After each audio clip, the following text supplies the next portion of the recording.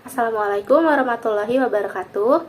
Perkenalkan, kami dari kelompok 4 mata kuliah Pendidikan Anti Korupsi Fakultas Hukum Universitas Negeri Semarang akan membahas mengenai benturan kepentingan dalam pengadaan barang dan jasa.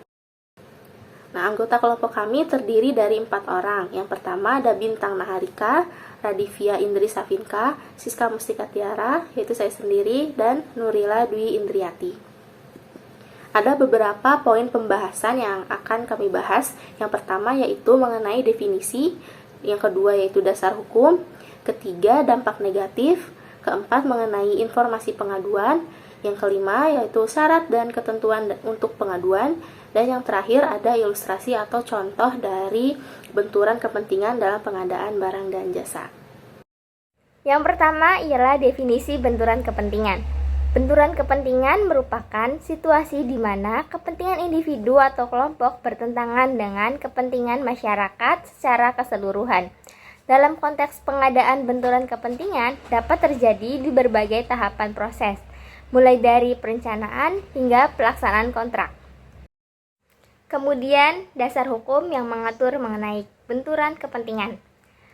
Benturan kepentingan ini diatur di dalam pasal 12 huruf I Undang-Undang Nomor 31 Tahun 1999 Junto Undang-Undang Nomor 20 Tahun 2001. Di dalam pasal tersebut dijelaskan bahwa pelaku benturan kepentingan dipidana dengan pidana penjara seumur hidup atau pidana penjara paling singkat 4 tahun dan paling lama 20 tahun dan pidana denda paling sedikit 200 juta rupiah dan paling banyak 1 miliar. Pegawai negeri atau penyelenggara negara, baik langsung maupun tidak langsung dengan tujuan turut serta dalam pemborongan, pengadaan, dan persewaan yang dapat dilakukan perbuatan untuk seluruh atau sebagian ditugaskan untuk mengurus atau mengawasinya. Selanjutnya ada dampak negatif. Yang pertama merugikan keuangan negara, yang kedua menghambat pembangunan dan pertumbuhan ekonomi, yang ketiga merusak kepercayaan penduduk, yang keempat menurunkan kualitas pelayanan publik, dan yang terakhir yaitu menimbulkan ketidaksetaraan sosial. Selanjutnya yaitu mengenai layanan pengaduan masyarakat. Yang pertama itu, masyarakat dapat melaporkan tindakan dugaan korupsi melalui whistleblowing sistem KPK dengan mengakses situs KPK yaitu http://kws.kpk.go.id.